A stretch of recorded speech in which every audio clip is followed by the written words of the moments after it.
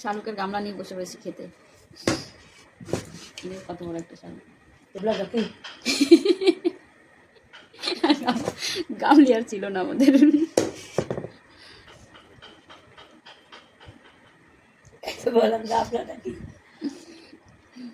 তুই শাশুড়ি তুই মিলে খাচ্ছি আর গল্প করছি, বাংলাদেশি গল্প করা হচ্ছে।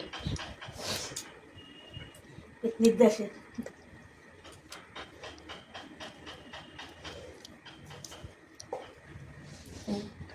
সবচেয়ে ভালো ঘটনা ওই ওমা উলের ডাক তাই খায়। ওমা মান প্রচুর বাটা ওই যে মুস্কাই ওঠে হইয়া ক্ষীর গিয়া হইয়া ভাজ গিয়া ই করে গিয়া বাটে ইন্ডি ইন্ডিয়া কইছে না আর আজকে দেশের কাউয়া বাতের খায় পাক্কা দেবে খা পাপি খাবে শালু? খাইছে তুমি